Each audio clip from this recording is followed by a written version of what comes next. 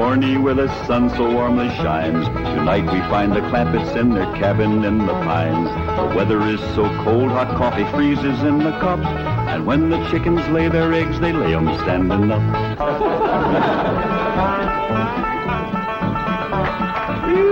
Doggy's gonna be a cold one tonight. Somebody better get ready to pry that sun up in the morning to get it started. Yeah, sure we'll be glad to get back to that nice warm mansion in Beverly Hills.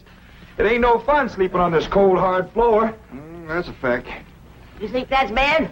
You ought to try sharing a room with that wild daughter of yourn. Well, leastways, you got a bed.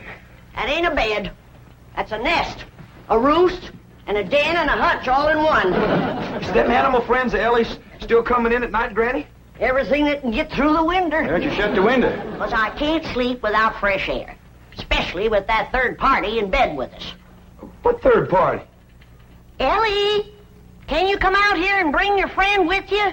Yeah, Granny? Now, don't you worry about it, Granny. I'll chuck it out. Whatever it is, you got to get your sleep.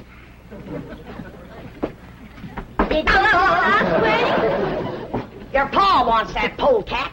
Give it to him. Now, wait a minute. Don't point that thing at me. We don't want to get drove outdoors on a night like this. Well, don't you want him, Pa? I just want to say that Granny'd appreciate it if you'd have this little fella sleep with his own family. All right, I'll go get the others in. Oh, no, outdoors with his family. Otherwise, when we go to California, they might not take him back in. And if a skunk ain't welcome with his own family, he just about ain't got nobody to turn to. All right, I'll put him out the window. Uncle Jed, why can't we go back to Beverly Hills right away? Reckon we can tell him the truth, Granny? I reckon he's big enough. Well, you see, we promised your ma we'd stay here and help her till she gets herself married to Mr. Brewster. Well, how long will that take? Well, it hadn't ought to take long. She's got him boarding in your room now where she can get at him. Pearl told me tonight's the night. She's gonna feed him into a stupor, then set him in the parlor and sing to him until he proposes. That's a powerful combination. Pearl's cooking and singing. Yeah. If he can get got, Pearl will get him. Ain't that a precious picture? Niagara Falls, where the honeymooners go. Understand they're having special winter rates there now. I think I'd better turn in. I've got to get up awfully early. No. You sit down and relax. Jethrine and me's got a special surprise for you. It isn't food, is it? Food for the soul and the spirit. Music. What would you like to hear? Oh, anything you'd like to sing. Well, I'll just pick out something at random. Let's try this, Jethrine.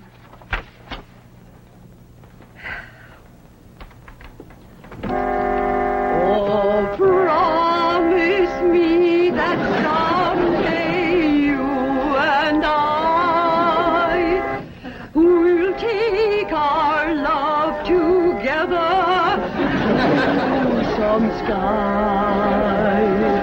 where we can be alone and faith renew.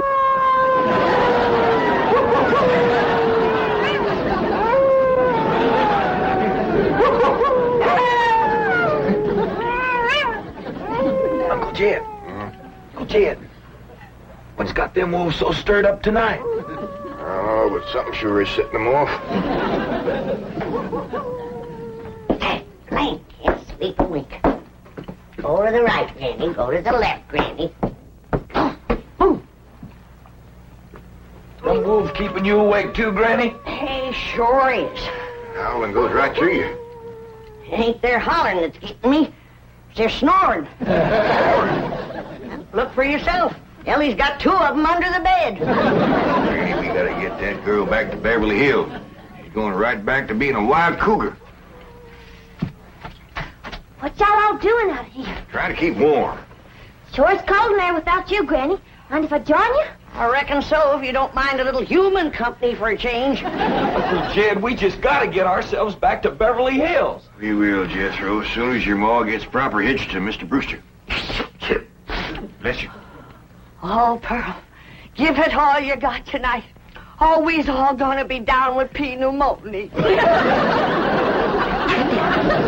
Just a song at twilight when the lights are low. and the flickering shadows softly come and go.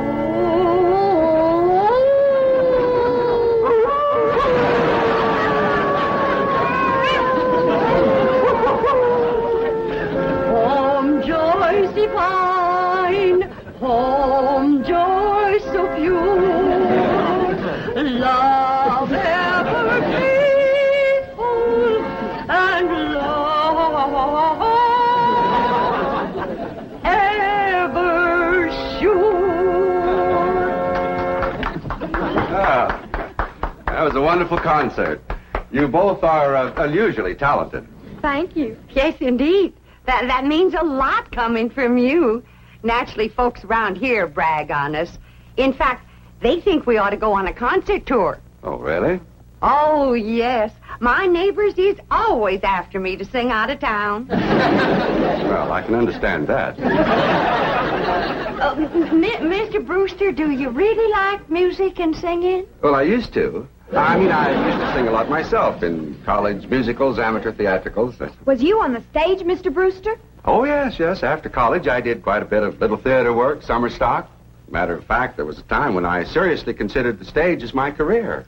Ma, Mr. Brewster's an actor. Well, not any longer. My father had other ideas. He insisted I get into the oil business. Mr. Brewster, did you ever do anything from the Bard of Avon? That's Shakespeare. Oh, I just love him. Well, as a matter of fact, I once played the lead in Romeo and Juliet. Which one was you? I was Romeo. In my youth, I was considered quite a leading man type.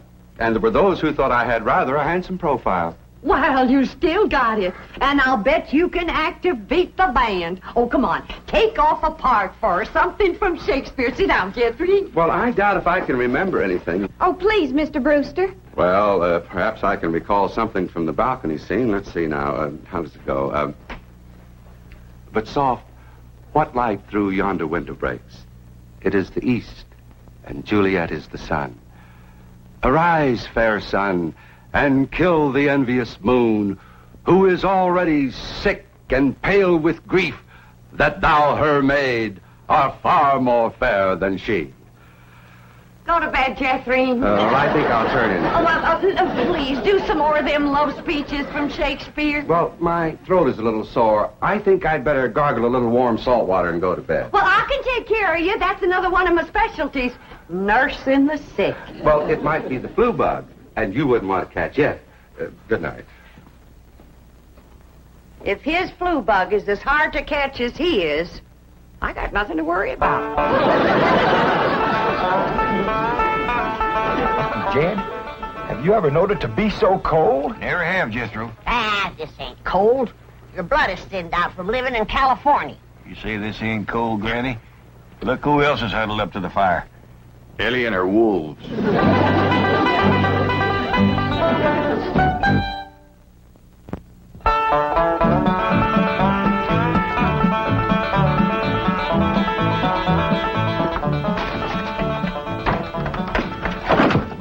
Still cold this morning, Granny. Cold? You call this cold? Why, I remember a winter morning that was so cold that when I went to milk the cow, the milk froze before it hit the pail. I had to break it off in sticks. Yes, sir. I carried a double armful of milk in and never spilt a stick. Gee, Granny, how'd you drink it? Bite on it? Nope. But you did.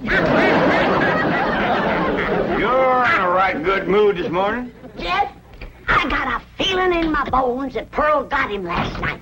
Oh, I seen Mr. Brewster's car coming down the road, and Aunt Pearl's with him. I told him, my bones is never wrong.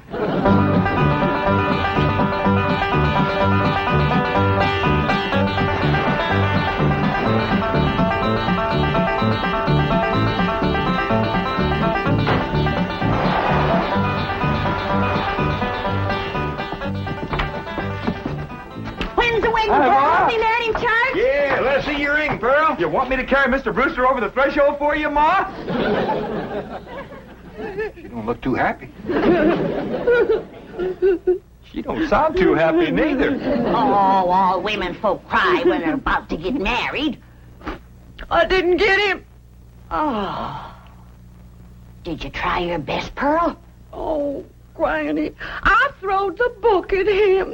Cooking, sewing, singing.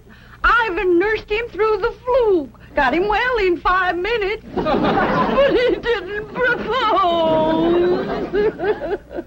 Jed, you go out there and do your duty to your female cousin. Ask that city fella what he'd rather get. Married or buried. Now, Granny, I don't hold with getting folks married unless it's willing. Pearl's got enough willing for both of them. If you're going to make a liar out of my bones... Yeah, I'll have a talk with Mr. Brewster. Where'd he go, Pearl? He said he was going to park the car on the warm side of the cabin. But he must have run off. After him, everybody. We'll head him off at the pass and shoot him down like a dog. Now, you hold on. You ain't shooting nobody down. Just simmer down.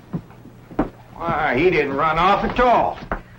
Except we'll need you, Ellie, to get him back in here. How come? Looks like a couple of your friends are sizing him up for breakfast. Well,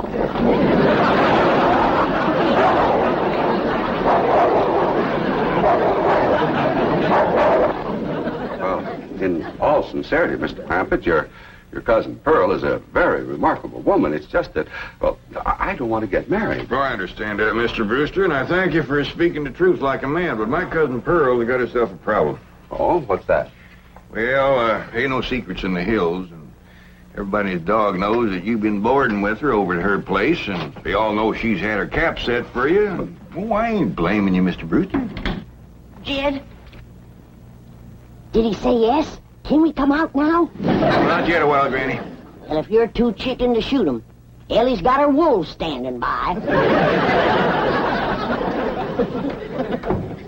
Mr. Brewster, in order to save my cousin Pearl from shame, I'm going to ask you to do me a big favor. Anything I can do. I want you to propose to her in front of somebody.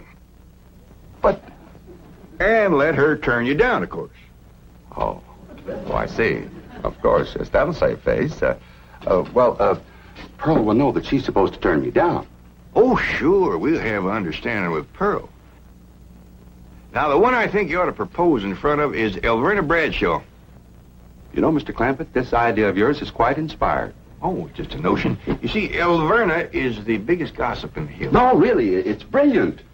It combines drama, pathos, suspense. It has a happy ending. Great third-act curtain. It's real theater. Of course, you'll have to be convincing, so Elverna will... Convincing? Why, I'll give a performance that the people of these hills will remember as long as they live. Well, just so that... When Pearl Bodine turns down my impassioned proposal of marriage, there won't be a dry eye in the house. Elverna, don't cry easy. Oh, well, now, surely you're not going to waste this dramatic scene before just one person. Well, I reckon Elverna's daughter... I've got it. At the movie house where Pearl plays the piano. You want to propose there? Well, it's perfect. Everybody in town will see it. I want to kind of shame you to be turned down in front of all them people? Well, it's just a performance. I've learned one thing in the theater. An actor always gives a better performance in front of a full house. Well, doggies, that sure is nice of you. It's my pleasure, Mr. Clampett. Mrs. Bodine, Granny, come on in. Come on in, everybody. How about it, everybody? I reckon we better let Mr. Brewster tell you what's going to happen. Oh. Well, tonight, at the movie house, Mrs. Bodine, while the whole town looks on, I'm going to ask you to marry me.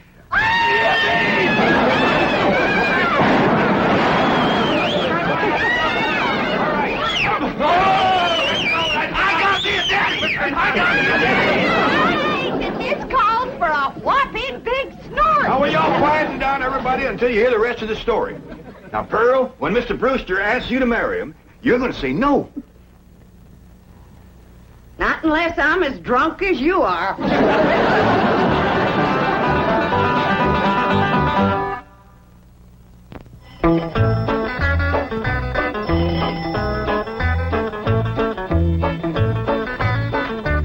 Howdy, Pearl. Evening, Pearl. Evening, Granny. Jethro, I want to head down to the theater to get a fire going in the stove.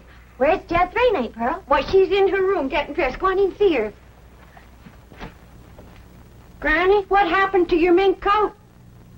This is it. Tonight's kind of special, so I'm wearing the pretty side out. You sure got your pretty side out tonight, Pearl? Oh, I tell you, Jed, I'm as nervous as if I was going to get a real honest-to-goodness proposal.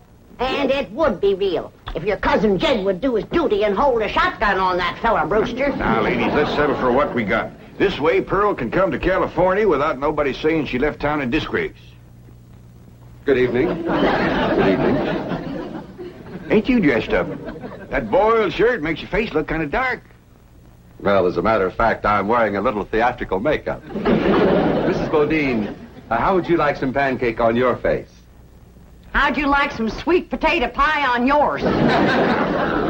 Fetch me some hot possum grease, Pearl, and I'll fling it on. Now, ladies, you misunderstood me. Pancake is a type of makeup we use in the theater. An actor, like myself, would feel positively undressed without it. I thought you was oil man. Well, that's my business.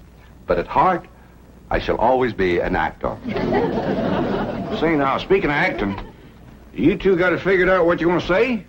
Oh, yeah, we rehearsed 12 times.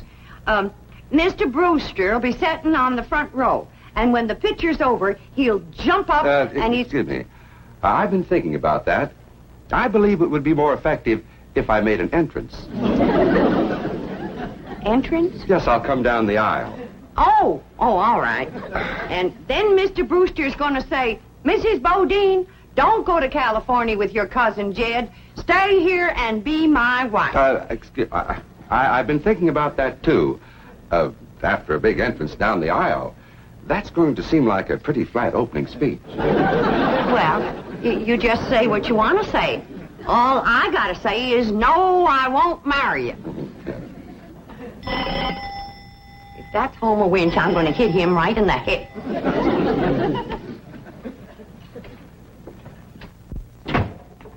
Evening, Pearl. Brenda Bradshaw, what are you doing here? Well, you and me being such close friends, I just thought I'd offer to play Piany for you at the theater tonight. Why? Surely you're not going to show up and have folks whispering behind your back all during the picture. What in the world would they be whispering about? Pearl, I'm your best friend. You don't have to pretend with me. The whole town knows how you've been flinging yourself with that brother of yours.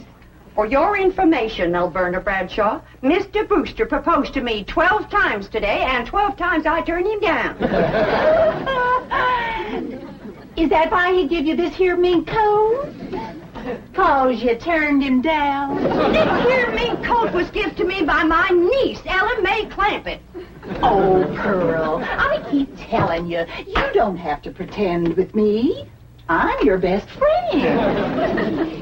When Alverna Bradshaw is your best friend, you're up to your eyeballs in enemies. Mr. Brewster, if you was to go in there now and propose in front of Alverna, you could save yourself a trip to the theater, and the news would get around a heap quicker. You don't understand, Mr. Clampett. An actor needs an audience. Alverna, if you don't mind, I'd like you to get out of my coat and out of my house. I'm going to be late for the theater. Pearl, take your best friend's advice and sneak out of town quietly. You can depend on me to smooth everything over. Thanks for nothing.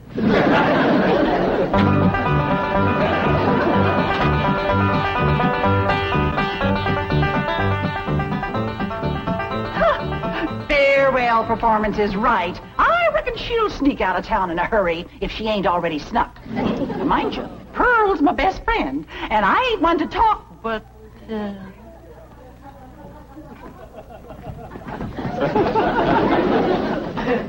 Good evening, lady. You too, Alverna. I noticed Mr. Brewster wasn't with her. Oh, and did you see that mink coat? Well, I wouldn't trade this little band of gold and a home-loving husband for a dozen mink coats. Would I, Luke? Luke? Luke Bradshaw! That little sneak, he got away again.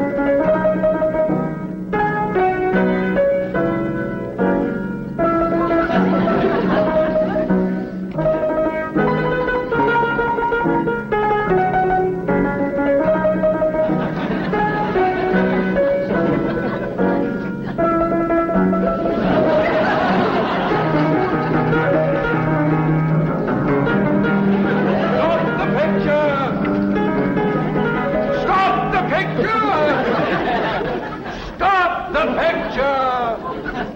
All right, Charlie. Mrs. Bodine, I just saw that poster out front. Farewell performance. Does that mean you are leaving? Oh, yes, Mr. Brewster. I'm going to California with my cousin Jed and his family. Oh, no, please. Please, I beg you. I implore you, I beseech you, don't go. Stay here and be my wife. No, thank you, Mr. Brewster. I cannot. I will not accept that answer. For I love you, Pearl Bodine. I love you with all my heart. With all my soul, I love you as no man has ever loved woman before. He's better than Francis X. Bushman. Be mine. Pearl, be mine. Come back here, Mr. Brewster. No, Mr. Brewster, my answer is no. Then your life has come to an end. For what is life without love? If I was him, I'd let it go at that. Without Pearl Bodine, there is no love. Oh, me darling, oh, me precious. Say those words that will make me the happiest of men. I'm behind you. My answer is still no. Better quit while you're ahead, Mr. Brewster. Oh, how those words stab into me heart like cold steel. And only you, Pearl Bodine, can heal the mortal wound. Oh, moon of me desire, marry me, Pearl. No. I promise you a life of happiness, No. a life of luxury. No. Oh, me darling, look into me tear-stained eyes. Look into the tortured face of your love slave. Free me with that one divine word. Say yes. Say yes, and together we will enter a paradise of love everlasting. Yes, I'll marry you.